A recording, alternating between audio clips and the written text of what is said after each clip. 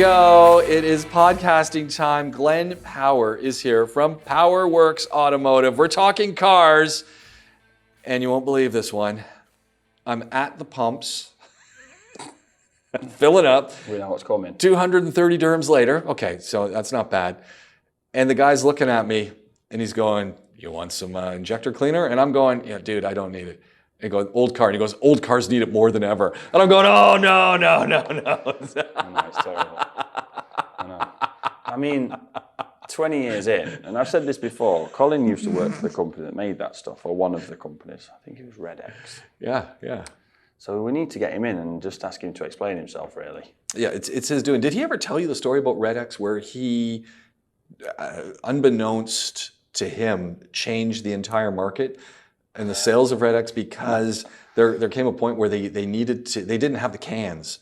So he authorized Red X sales in a smaller can, which then caused a larger problem because all of the shelving was made for a specific size cans that he then unilaterally just said, just make it a different size.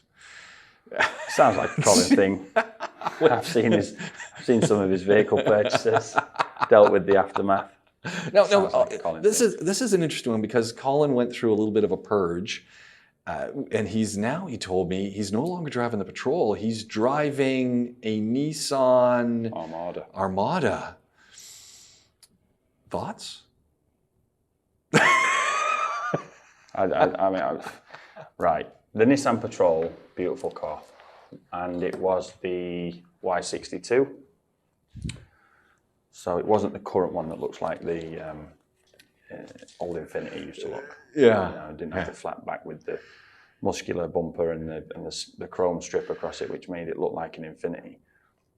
Nice car. Mm-hmm. The Armada, I've got a couple of friends that swear by them. They're old school though. Like the Armadas are not. There's nothing new about those. Such a great name for a car. Oh yeah. An amazing name for a car because one of my friends, we go out if we're going in the desert for a barbecue. We'll go with him and he's got one.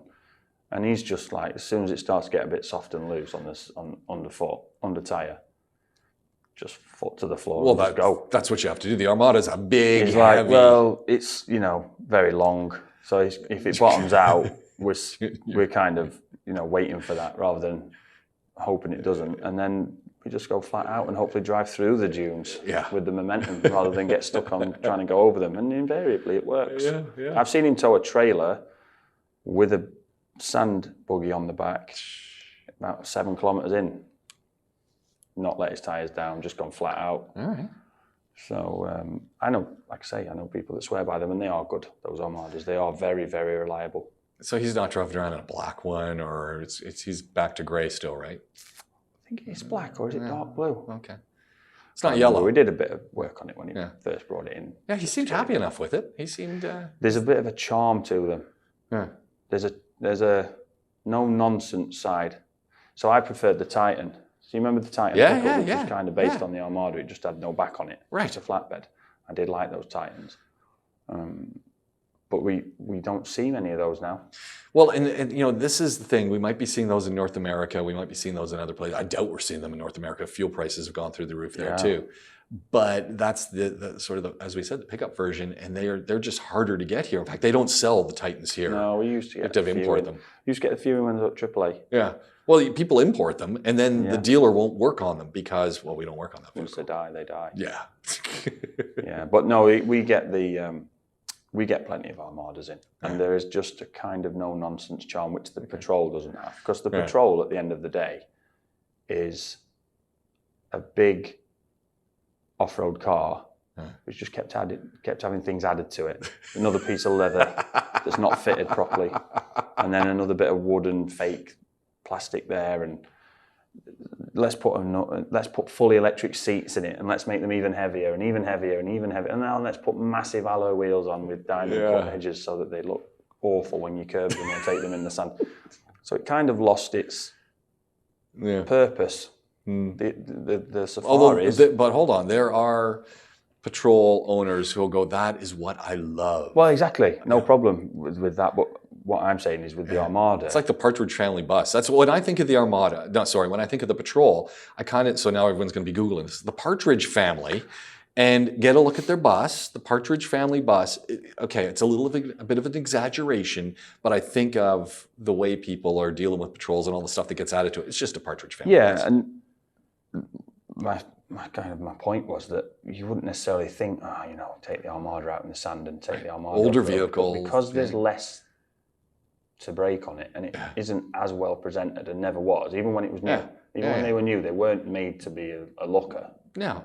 It's got a kind of a funny shape, right? Yeah, and you can see why that very sort of square and straight. It sort of comes out and then it curves back a little bit. And even when you look at the profile, So it's weird. I just like there's a bit of a charm to the Armada. So I'd take an Armada over a Patrol because I'd be too scared of damaging a Patrol. They've got to that level now with the nice shiny wheels and the chrome trims and plastic bits here and there. But yeah, he's. The other thing with the Armada is, if it breaks, it's not a 200,000 dirham car, is it? Yeah.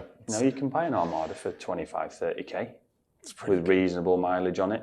It's a 5.6 litre V8. We're talking dirhams here, by the way. So this is a really affordable vehicle. Yeah. For the same price of a tank of super petrol in the UK, you can buy a Nissan Armada. So, it's that the word I think is, to sum it up, is to go back to where I started with, they have a charm. And it's something that you don't really get. It's kind of a no-nonsense, no-frills vehicle, and it almost sort of owns what it is, and it's like, I am what I am, which is cool. Congratulations, by the way. There's a cake on the table here. We have passed the 100th podcast of POWERWORKS. Wanted to put candles on, but civil defence running none of that. So we've gone with sprinkles and sparkles, courtesy of my wife. Red, favourite colour. There we go. And that's just a nice coincidence. Yeah. Are you a chocolate icing on chocolate cake or a vanilla icing on chocolate cake? Probably vanilla. Okay, then that was a good choice, because I would have gone with chocolate, but then Amy's chocolate. Yeah, I'm chocolate, and then I thought, I just don't know. I don't, I hate to mess around with that. So I thought, safe bet's vanilla. Before kids, we went to the Hatford Hotel. Oh, I love that place. And I do as well. And actually, we went down to the breakfast the following morning of the first night, and Amy was like, there's chocolate muffins on the breakfast spread. Couldn't believe her eyes. She was new here. She'd only been here a month, maybe. Yeah. She bit into this chocolate muffin, obviously a bite-sized one. Although saying that, chocolate, when it comes to Amy, bite-sized can be a full bar. She bit into it and it had red berries in it. She was horrified. She's like, the only thing you have with chocolate is chocolate. Yeah. So she'd be all about the chocolate. Yeah, okay. Well, she's going to love this then. Yeah. So congratulations. We've done 100 of these. Now there's a knife in there, so we'll cut you a slither off. There we go. Yeah, slither off. We'll do that. Interesting. We haven't talked about the chip situation in a while. I was just looking for it, and then I noticed on the notes that you've got the same story that I was supposed to send you, and then I sent you the podcast link instead. So this is. I found this really interesting. So I was listening to the news this morning. So I'm not going to date us. We're in the midst of the war, or I just say there's another thing you can call that, in the Ukraine and Russia. And we're 2 years plus in. Some would say COVID's done. Not in China. They've got the zero COVID policy, so they're still locking down. And I was listening. I go, okay, they're locking down big cities, and then they said, well, they're locking down not only the big cities, but currently they got some ridiculous number of cases in their manufacturing cities. And I went, whoa. And they're going, yeah, where all the cars and stuff are manufactured, they've locked them down so that people are not going to work. And I'm going, oh, this is not good. No. And where that sort of kicked in was, well, they're manufacturing stuff, but it's also where all the chip things happen. So we've already got a chip shortage. Now we've got people not in the factories, again, making these products. And so what do the car companies do? And that's where this great article popped in, saying, car companies are taking the bull by the horns, and what have they done? They're just cutting out features. Yeah. Anything that needs chips that they don't need, they're just with eliminating the offer them. to retrofit. Yeah. Buy them at a discounted price without them, and then come and get them fitted afterwards. Yeah. Or and I was looking at, say, on the F-150. So Ford came up. So I'm looking at the F-150. Say we're taking the auto start stop off. So that thing that you have at the lights comes on, comes off, comes on. We're just you're not going to put it on. Or there was another vehicle where they took out the controls in the rear of the cabin for air conditioning and heating, and they've just taken it all out. It's not there. And I went, do you really need it? We got used to it though. So that peak of the summer, The F-150 is a great vehicle. It's supposed to be a utilitarian. We've kind of just been talking about that with the Armada and the Patrol. The Patrol just got very, very fancy. And in the UK, we'd call it a Chelsea tractor. But the F-150 is still a utilitarian vehicle. Yeah. So if you haven't got electric rear seats or electric rear AC controls, who's bothered? Exactly. Start-stop's a bit of an annoying one. That's the only one I don't really like. There's the whole, it's not safety related, so we'll remove it. But start-stop is totally, especially today with the cost of fuel. I think on an engine. You think people need it? Like really? Because I find it annoying. So on you sort of now this is 15 years ago when we first started to see start-stop on all the VW models being introduced when I was doing the training. 15 years ago. We had an average engine size for the VW brand, not for the group, but for the brand, was 1.6 at the time, I believe. And they said on a 1.6 engine, and we did one at that time, it would be efficient to switch the engine off if it was going to be left at idle for 7 seconds. So you'd save fuel after 7 seconds. How do you switch the engine off? See, you're the first person who's ever given me a quantifiable time and savings. That was the 1.6. That was an average engine size that we actually made. And after 7 seconds, if the car was at idle, it would be better to have switched the engine off and then start it. If you switch the engine off for 3 seconds and then start it, you'd have used more fuel than had you just left it on idle. So they're not perfect, but invariably in traffic and stop-start driving, you are stopped for longer than 7 seconds, and then therefore when your foot's hard pressed on the brake and it switches the engine off, you stop burning fuel. And therefore you don't waste as much fuel. So I'm not very happy that they're taking that feature off. That's the only thing. But for me, the F-150 is a good truck to do this on. We might see electric windows gone back to the Armstrong. My kids love manual windows. Who doesn't love manual? I mean, I used to have, the Daihatsu I had electric windows in the front, manual on the back. So it was a small Daihatsu Sirian, so it was easy when you had to open up the back window. You just kind of lean over and you do it. But there's nothing, it's just fun. I can't remember. It must have been a van. It must have been one of the vans that we were in, and they were winding the windows, and May was like, looking to try and I knew what she was looking for to get the window down. And I tried to explain to her that you move the hand. They're just constantly up and down, up and down with it. It's fun. Yeah, those are gone. We don't need electric windows. We don't need electric seats. No, heated steering wheels we don't need any of this. So get rid of those chips, repurpose them for something else. Hey, you know, the other thing that I just can't wrap my head around is why there are still people on their mobile phones driving. Like not even in a school bus. Went past the school bus. He's on it? Yeah. Oh, it's like, come on. There was the assistants were there with no children. Not that makes it any better. No. But still. Yeah. The guy driving the school bus. People just, and it's. I know the phones are so, they're like magnets. They're like candy magnets. You got to look at it. You bing, bing, got to see what the messages come from. I just don't care. If I'm driving, it's like, oh, you didn't get my message? I was driving. Really, if it's really important, call me, but I'm not going to pick that up either. So, but I'll know to look when I'm. I mean, you could have the Bluetooth on the Jeep, but you've got no roof or windows in it, so you don't hear anything anyway. No, and you know what? I just find, even with going with Bluetooth, hands-free, you're so distracted still. I sometimes have to turn the radio off when I'm driving. Because I can't concentrate in the traffic, No. especially when I'm doing the school run. And like, there's two children having two different conversations with me. Like, you can't. You know, so. Then you got 3 cars trying to get into your spot, and it's like, you know, got the kids. I remember those days. I remember pulling over and having to get out of my car just to like, oh, okay, hold on, I got to get back and concentrate. At the end of the street. Yeah, you've only just left. It's like, guys, you're killing me. No, the car and being on the phone. We spoke about about a year or so ago when Nissan said they'd made a compartment that you put the phone in and it was fenced off, so it couldn't receive any Wi-Fi or data signal, which is fair.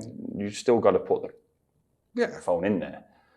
And I understand the safety aspect of, well, you can't make vehicles impregnable to signals because if you have a problem, you need to be able to use. But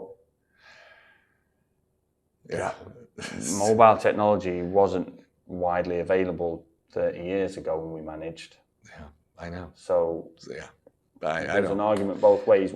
A vehicle could be, there could be a time that you'd be able to and need to, just like when you need your airbag to go off, just like when you have a inertia switch to shut off the fuel if your vehicle's had an accident, just like you have a pyrotechnic tensioner for your seatbelt in an accident, you could have a system which would then allow signal if you need to make an emergency phone call. Or people could just stop using the darn phones. Or there could be a button that if you're going to need to use your phone, you have to press it, but you can only do that when you pull over to the side of the road. Yeah, that's... Stopped in park, and then you can use handbrake on, then you can use your phone. Yeah. Why can't we do that? No chips, I suppose. No chips, that's why. We don't have chips, we can't do it.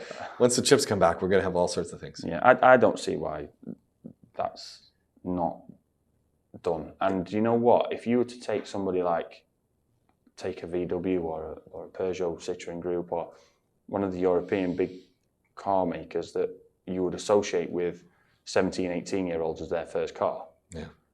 If you're making a decision about buying a car for your child and you're in such a position to buy them a new car, that to me is a massive plus, right? If you say, well, hang on, I can go and get them a Polo, which they won't be able to use their phone while they're driving, or I can get them another vehicle which they can use their phone while they're driving. Yeah, it's like a no-brainer. Yeah, Ford do it with their keys, right? You can have the My Key on a Ford, so you can set maximum speed and great idea. Just go one step forward with that and make it so that nobody can ring them while they're in the car. Makes perfect sense.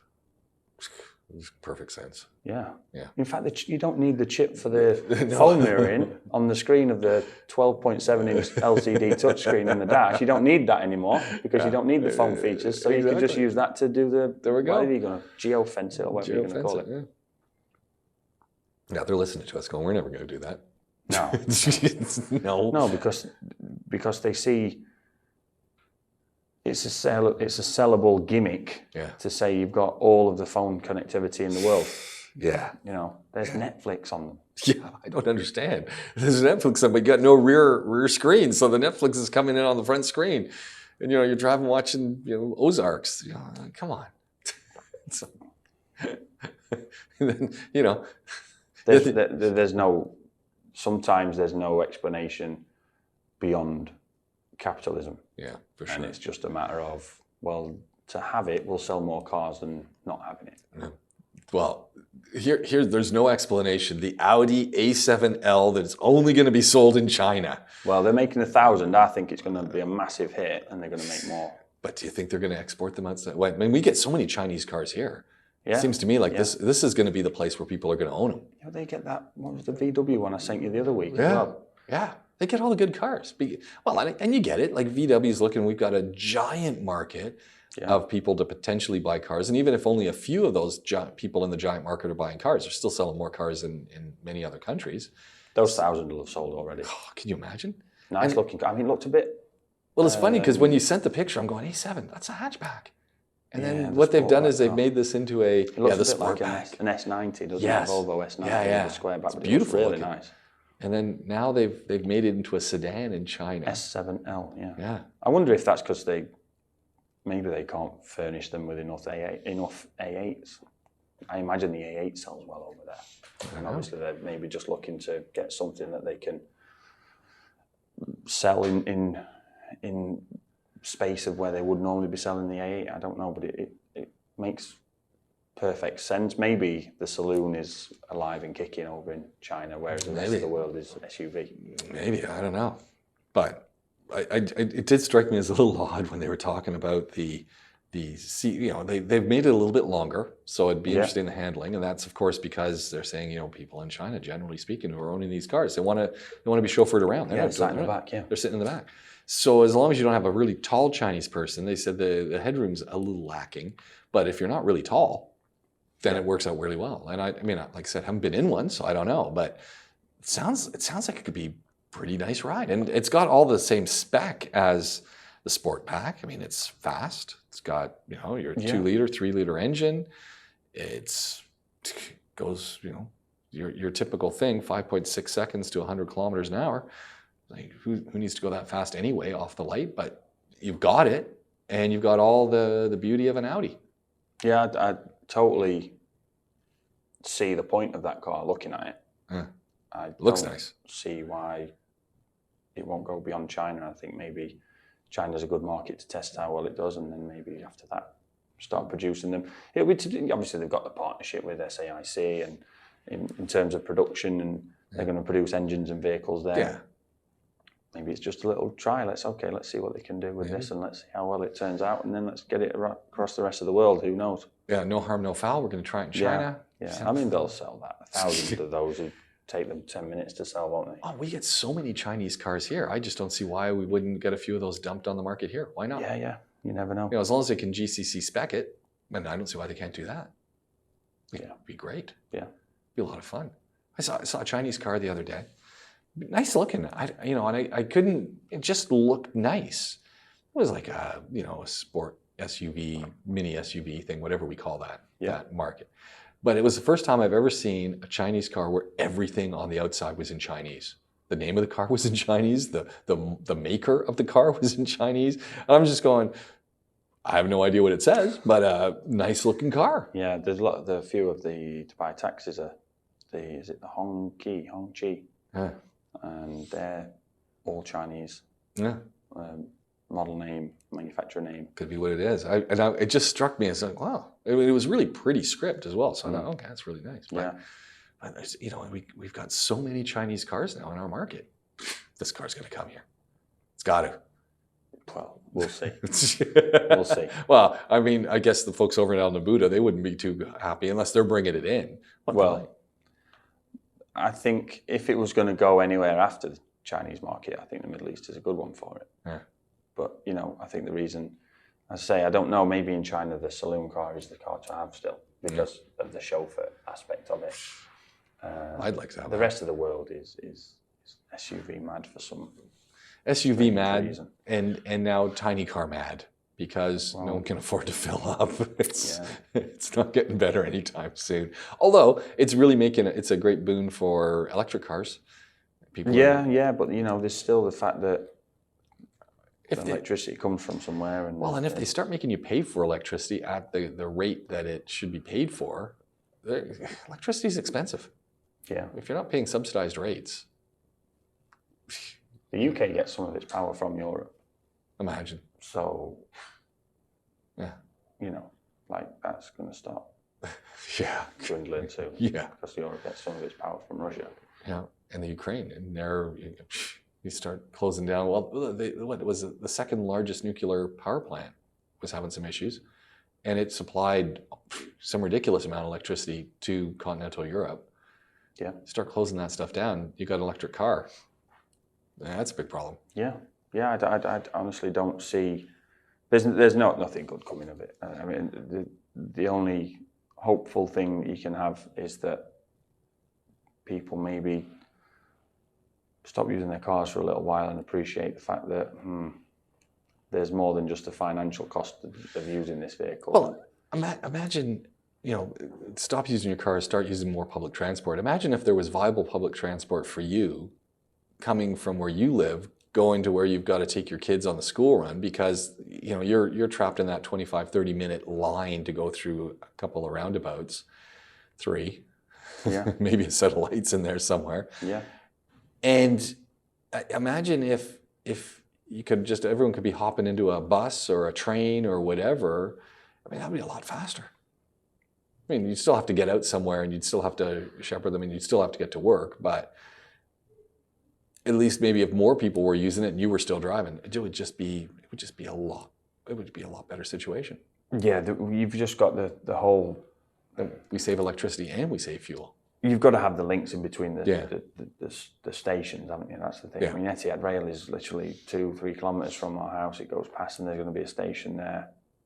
But that doesn't really go anywhere for us, the train, unless we're going to go to the north of the country or the south of the country, which we would use it for, definitely. Yeah. But then we've got to have bus routes that go from there.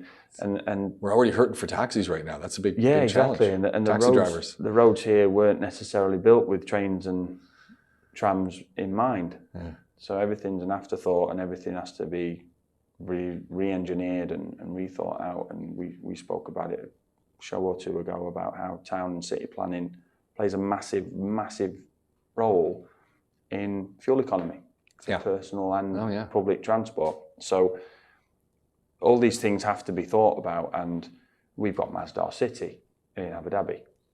Somewhere I haven't been, I'd like to go. I've watched a few documentaries around it, and you know, it's planned out.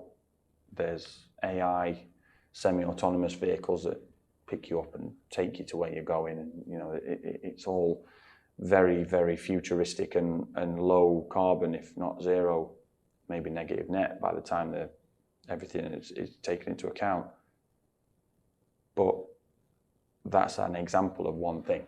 Yeah. You can't just clear the table and rebuild everything. People live in their houses, people go to the schools, the roads are already in use. So do you then say, okay, there's the NEOM development in Saudi Arabia now, Oh, which is yeah. huge, so many times the size of Manhattan. Yeah. Well, It's in the middle of nowhere. You would hope that it becomes self-sustainable, which is the plan, but it's also derived with working hours, school hours, fitting around the most efficient use of the roads. Oh, and that's Expo site after the 15-minute city that they've built. Everything's within 15 minutes of where you live by foot, right? Yeah.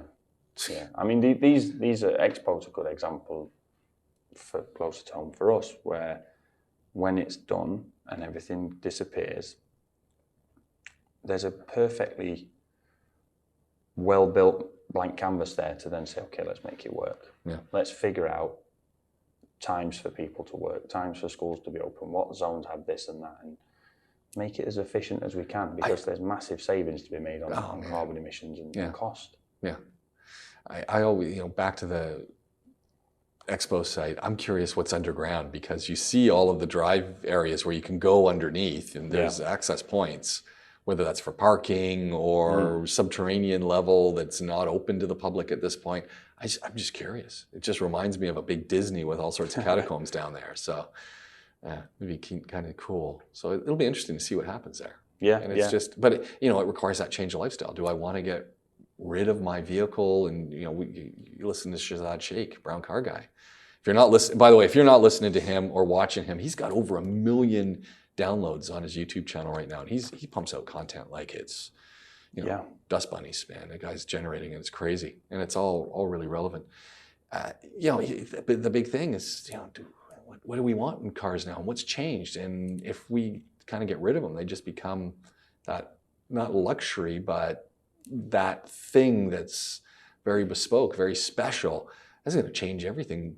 It takes a total mind shift to do that. Yeah, I think obviously it might sound counterproductive for me, the owner of a garage that fixes cars, talking about people not using them as much. But actually, what it does is it makes people, what we would actually want is that people that just treat a vehicle as a shuttle to and from work, to and from school, whatever it may be. Well, they're in generally they're owning a vehicle that they don't really buy because of how it looks, or how it makes them feel. They buy it because it does them a job, which is fine. Exactly, no problem with that. But in terms of the people that will continue to use the cars, they'll love their cars, and then that means they'll be wanting them maintained, and they'll be wanting them repaired, and they'll want people that do the job properly to be doing that. So I have no problem with saying out loud that people should be trying to use their cars less.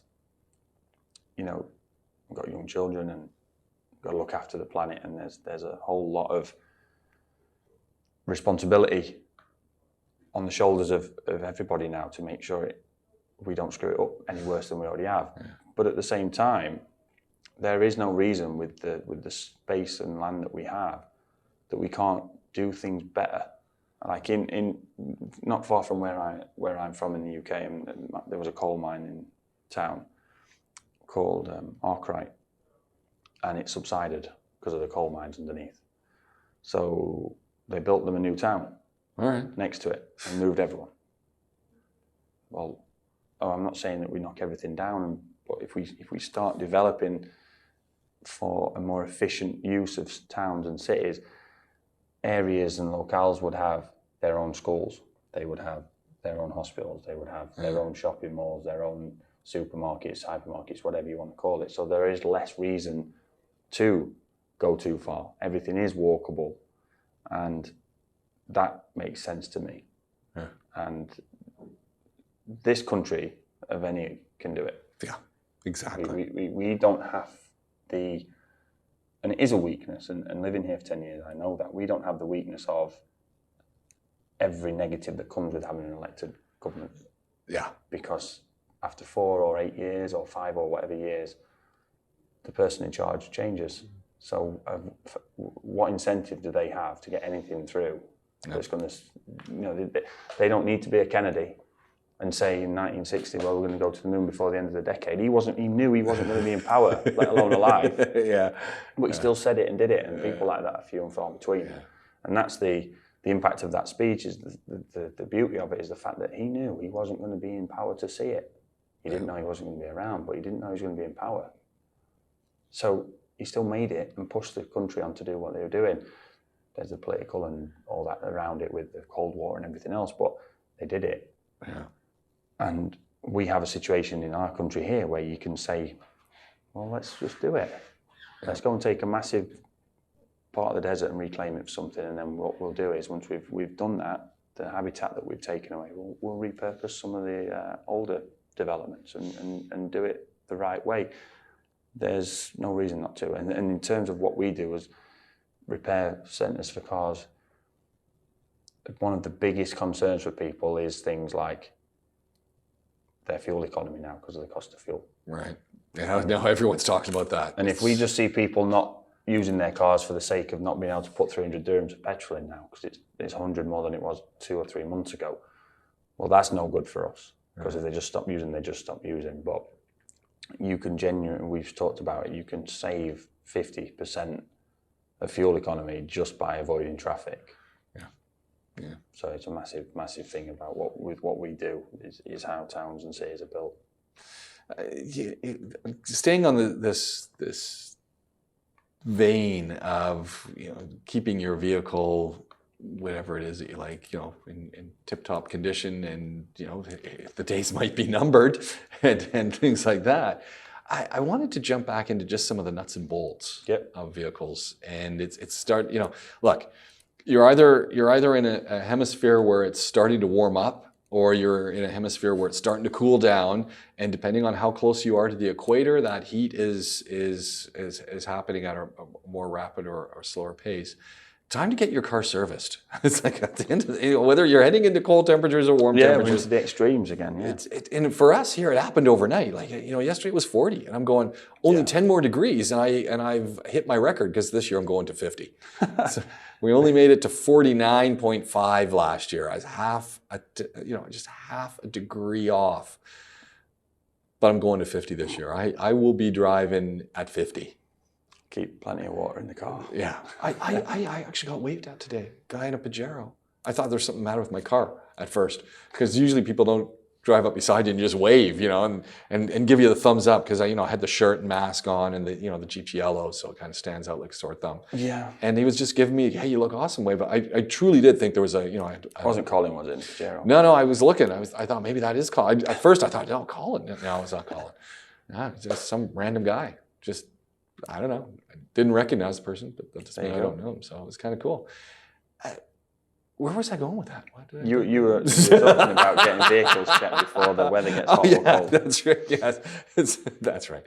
Anyway, thank you for bringing me back on track. That get your vehicle checked, because I'm telling you, and the little things: get your tires checked, get your hoses checked, get your coolant system checked, because coolant is also helping for heat. Check all that stuff, because as these temperatures fluctuate, that's when hoses and connectors and tires and et cetera, get under a little bit more stress, and they fail. And they're only going to fail when you really need them. Oh, yeah. Yeah. I mean, look, you've got one of the biggest things that temperature affects is your batteries. Yeah. Batteries are a massive thing when the weather gets cold or hot, whichever way it goes, they're affected. The heat adds resistance. The extreme cold adds resistance. There's a lot of battery issues this time of year. That's just how it's going to be. I'm good for batteries for another. I got 12 months on my batteries. But then if you take the extreme cold, the extreme heat, we deal with the extreme heat here. In the next couple of months, it's going to get seriously warm. Now, that adds pressure instantly overnight to your tyres, because the heat increases the pressure. and there's a danger of overpressurizing tires, especially if you're doing high mileage on the highway. They start getting hot. The pavement's hot. They get higher and higher temperature, and you can get 2, 3, 4 psi increase in tire pressure just on a 10-15 kilometer drive. That's a lot. And that is a lot. You're talking 10 to 15% of the recommended manufacturer's pressure increase just from a drive. So you need to make sure they're set properly, and the reverse is applicable in the cold. If you're getting into the extreme cold, the pressure drops overnight as it cools down to the point where you could be damaging the tires when you set off. Yeah. So these things, they are accounted for to a certain degree by manufacturers, but not sufficiently enough that you don't have a responsibility on the car, and that's why it's in the owner's manual. Yeah. When you buy a car, it's in the owner's manual to tell you how to look after the tires. And it's just time. Get your car checked now. This is the time to do it. It's in fact, you might be a little late. Just get it done. Yeah, I mean, one of the big things here over the next few weeks is going to be AC. There you go. People are going to turn it on. They haven't been using it. Yeah. Seals have dried up. Things have happened, and now you don't need. Yeah, we're going to have the AC issue over the next few weeks, and then that's going to be that till sort of September. Yeah.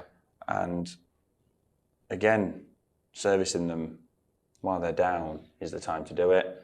Get them in, get them serviced. One of the things people forget is there's oil in an AC system, just like there is in an engine. And you need to have that change when you have it done, and don't just have someone just come over with a pressurized can and a hose off at the end of it and just blow a load of gas that's unquantifiable into the system. It might make it blow cold for a little while, but it ain't going to do you any help. No, you're just long term. You're going to replace stuff eventually. Yeah. The other thing that sort of fires in there is, and another reason why you want to go and get your car, serviced, is so that the technician can take a look at the belts. You got your drive belts, you got your fan belts, you got all of these belts that crack. And you see them occasionally on the road. I've seen a couple of fan belts in the last couple of days on the side of the road, and I'm just going, yeah, there we go. Someone's vehicle clearly has been towed from around here, and it's just it's getting warm. And these things go under pressure, and once you lose a belt, well, that's it. Your car's not working. Yeah, I mean the fan belt, the term, the phrase, the name, whatever you want to say about fan belt, sort of been colloquialized as any kind of drive belt on the engine. Now, originally it was called a fan belt because invariably it drove the fan. Run the fan, so it just drove the fan, and so it's more like you've got a drive belt. It's really not a fan belt anymore. Yeah, there's not many vehicles now that still have a fan belt with a big viscous coupling, which stops the fan turning when the engine's cold, and then lets it turn quicker when the engine's hot. But the drive belts on cars now, they drive an AC compressor, they drive an alternator, sometimes still a water pump and power steering pump. There's lots of things that one belt. So you lose a belt, you're done. You can lose battery charging, you can lose AC, you can lose power steering, and you can lose coolant circulation in one go. I know I've just said that I've seen more drive belts or whatever kind of belts there on the side of the road, but generally speaking, I don't see a lot of them. Has the quality gotten better? Has the technology gotten better? Or those are pretty much, a lot of them, they are what they are, and they do have quite a margin for error. They'll start to crack and fall apart for a while before they totally fail, unless, a belt's biggest enemy is a seized component. So an idler pulley which directs it round a component, or a tensioner pulley that directs it and keeps the belt tight, or one of the components themselves like an alternator pulley or a power steering pump. So there's a lot of things that actually could go wrong for a belt. Those things tend to seize, and then the belt slips and burns out and then melts and falls apart, rather than the belt just breaking. Yeah. The belt's under the most strain as you turn the engine on. As you start the engine, that's its highest point of stress, when it goes from 0 to 100 in a split second. That's kind of its time for strain. If it's been in, it's not going to break when it's turning. You have a situation like we've just talked about where some people have turned off their AC while they're driving in the winter, and then they go and press the button while they're sat in traffic. It's getting hot in here. Close the windows and press the AC button. Now, let's say you turn the AC on at the same time you're closing the electric windows.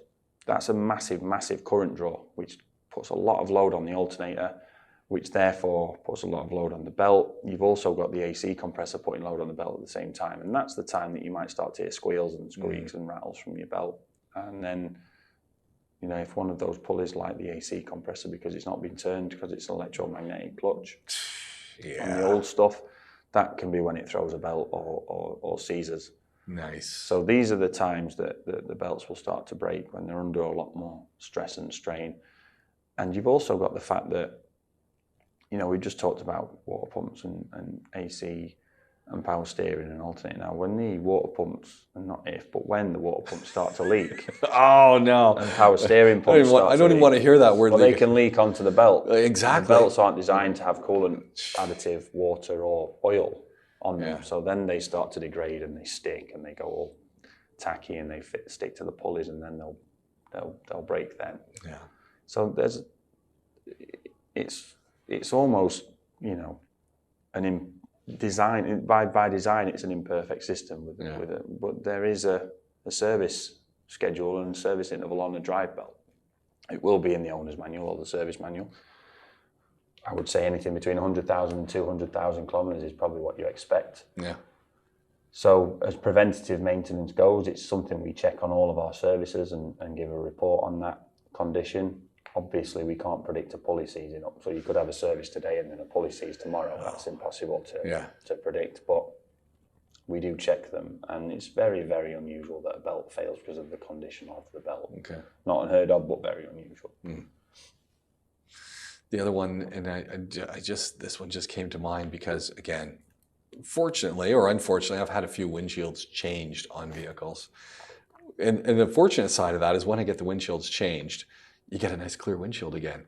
But otherwise, the darn things scratch. And some of that's just from blowing sand. Some of that's from stuff that's on the wiper blades when when you lather it up with your washer fluid. But I'm always amazed at the fact that these windscreens scratch. And I shouldn't be amazed because they're covered in a laminate. And yes, the laminate's really good, but as soon as you get some scratches on it, some wear on that laminate, especially at night, it's not so bad here because we have a lot of street lamps. But if, in other countries at night, you're on the highway where there's no lighting, it's brutal. Yeah. I mean, when you've got cars coming the other way with bright lights on. Yeah. Headlights are way too bright on cars now. Oh, it's gotten out of control. To drive at night. It's gotten out of control. And especially if you're in a saloon or a hatchback and then coming the other way is a big 4x4. Yeah. Right in line with your eyes. Yeah, and forget it. If they hit an imperfection or a scratch on the screen, you're just dazzled. It's a mess. But is there anything we can do aside from just changing the windscreens? You can buy the polish. You can buy like a windscreen polish. Does it work?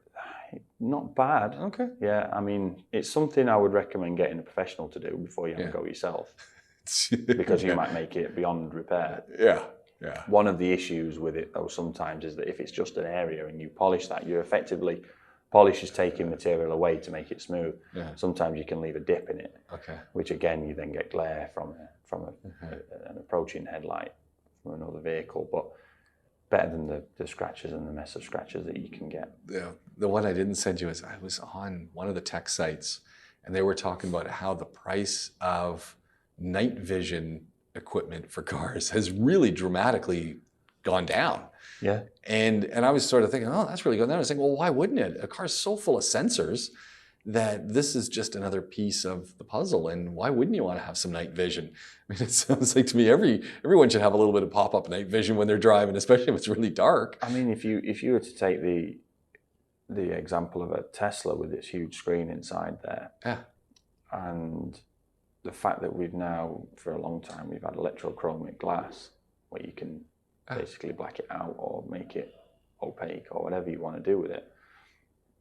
What's the reason that it isn't a projected or a digital redigitized image on the screen in front of you rather than the actual image itself? I mean, we've got mirrors in some vehicles now that are cameras, and you're not really looking at a mirror anymore. Yeah, and people are getting more and more used to that. Yeah, I'm not saying I'd like it, and we've just had the whole chip situation that we've said, well, stop putting unnecessary things on there. But in terms of night driving, for somebody like yourself from Canada, I mean, you have an argument with a moose while you're sat in a car, it's a game over, right? Yeah. But if you can't see because you've got a scratched screen or you've got you're in the middle of a snowstorm or whatever. If you've got night and thermal imaging. And it's got the AI programming so that when it sees an animal off in for a quarter mile away. The S-Class had that for 2 decades ago. Quarter mile away, it's tracking it. It's telling you, hey, there's an obstacle coming up. I said, oh, good to know. Yeah, Mercedes had that on the S-Class. I remember seeing that maybe 25, 30 years ago. But you know what they say in Moose Jaw? You just go to the Canadian Tire and buy some whistles there that they put on the front of the vehicles. Moose whistles or deer whistles. They don't make any sound that you can audibly hear, but you have these little cone things just up, just sitting on in front of your car. Apparently keeps them away. I don't know. Everyone swears by them, but just put your favorite track on, windows down, full blast. People know you're coming. Yeah. I mean, I don't know what the frequency of that sound's going to be, but me neither. If it works, it works. I just like the idea of having a whole night vision tracking system in the car. I think that'd be cool. Well, there's no reason not to have it. Yeah. I mean, it's another expense in terms of wiring and chips and screens and buttons and switches, but it's a gimmick to sell a car. Yeah, and if you get the add-on version that I saw in this tech magazine, well, then it's another distraction because you're driving, but you're always looking at your night vision. So, well, this is why I'm thinking electrochromic glass, and you've got that would make sense. Head-up display for speed and engine speed and temperature. And People still use those things, the head-up display. You know anyone still using it? Done quite a few of the cars now. Okay, because I see them in the cars, but I just don't know. I've gotten into cars where people aren't using that heads-up display anymore. Yeah, I mean most of the good ones, so the German ones where they're projected onto the actual screen rather than a pop-up piece of plastic like you get in the Mitsubishis and stuff. Those ones still in use. Okay. We had an RS7 in that still had it on, and it was usable. Okay, cool. Because I think that's the best idea in the world. I just love that idea. Having a whole bunch of information right in front of your face, because you're just driving, you can see it. And once you're used to it, away you go. Yeah, I think if you could, I think the way it would be done, and I think it was the VW release of, I think when they talked about before the ID3 and the ID4 came out, they were talking about having Google Maps as augmented reality onto the actual windscreen. So instead of looking at a map on the phone showing you where to go, it's going to actually project it onto the road. Cool, I could deal with that. And I've been, I think it was when I dropped a car off to John Ellis. I think I dropped a car off there, and I put Google Maps in to find somewhere. I was walking for some reason. I was walking somewhere, and it asked me to scan the scenery, and then it would, and it did. It put the augmented reality of the way I needed to walk. So nice. There's no reason you can't have that on a car. It's, again, is there a bit of a distraction maybe for you and I, but people that are 16 now, 17, 18, that's where they live in. That's the world they live in, right? So I do it's second nature to them.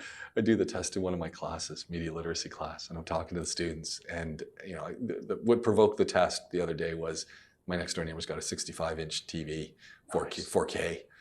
I'm just going, and I'm thinking, does anyone watch 4K video? Like, really? No. But anyway, 65. So then I'm talking to my students, and I say, my next door neighbor's got a new TV, and they all want to know where, right? Where? And I say, but you've all got big screen TVs in your homes, and one's, we just put in a cinema in our house, and we've just remodeled them, we'll put in a cinema. And I'm thinking, nice. Oh, really nice. And I'm going, and then I say, so how many of you, and I just raise your hands, how many of you actually watch your Netflix, your YouTube, on your home television that's 60 inches or so? No one puts up their hands. So where are you watching all your content? Computer and phone. Yeah. I was like, what's the point? Do you know what? Right. So there's an amazing place that I found through Instagram in Global Village. 10 years in, never been. Have you been? Yes, I haven't been this year. 10 years in, never been. So you gotta go. I know we've got to Monster go. Truck Show with the kids. There's a Monster Truck Show there. Well, it's a stunt show.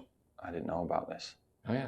Well, I'm sold on it then. They had dune buggies, and I don't think it's actually Monster. There was a big truck one time, but I think it's more. I think they were using Ford Mustangs in this thing, and they were doing nice. Better at night. It's even better because then there's cool. lots of lights. And I'm sure that's still on. Well, through Instagram I found it. So I've still never been, but I purchased something from there. And in the Japan cluster there was a shop called Retros. And they got like loads of 80s and 90s games consoles. Okay. So I bought a Nintendo 64 because Yeah. I had a Mega Drive. I think it was called the Genesis in North America, and then I bought a Nintendo 64. That was like my first proper desired games console. The Mega Drive was sort of given to me when I was 7. Right, here you go. It was like a big ad campaign in the UK, and like, there you go. And I thought, well, what do I do with this? Don't even know what it was. Sonic. Because all I did was play football and went to school. Okay, Sonic. So anyway, got this Nintendo 64. Amazing. Got all the adapters to get the red, white, and the RCA outputs and inputs, and put it in through an HDMI cable, and amazing. The screen's too big on my TV. I haven't got a small TV. So I managed to reformat. We got a 42-inch Samsung that was in downstairs in like the kids' playroom. So when they want to watch Netflix or whatever, I managed to reformat the screen to real small. So it's probably like 17 inch. Yeah, that's exactly what it is. And they've managed to, and it's great. You can play it, but the TV's a complete waste. Where do you buy a small TV now? Nowhere. You can't use anything. No, nowhere. I haven't physically been to the shop, but then I'm like on the Instagram thinking, I think this, I've seen video. And they've got an old tube TV, an old square, like I used to have when I played on the Nintendo when it was like the new console. Yeah, there we go. But, you know, we have to keep going forward, I guess was my point there. You can't, and if we're going to have screens, I don't need, although I've used it because it's funny, but I don't need my Tesla to fart. I don't need it to break wind for me. Yeah. It's funny, but I don't need that. But take that off, put night vision, and they might already have it on there, put thermal imaging on it. It's got to be there. They just have to flick a switch, right? And have that on a heads-up display and have it so that, you know, that is far more valuable, I think, than a lot of the things that are currently in use. You know what I love? Every time when you start it up, Elon Musk appears in front and goes, "Hello!" Hello from Mars. Yeah, that's all I want him to do. I just want him to come out, you know, South African dude, right? Come out, he's got his braai apron on, he's got some boerewors in one hand, he's got some koek sisters in the other, and he just looks at you with a big smile when you start it up, and his projector on, "Hello!" Maybe you can have that on there. You know, maybe we have James Parkway doing it. Do the dance. I did one today. Anyway, on that note, we're digressing very quickly. Congratulations on 100 podcasts and counting.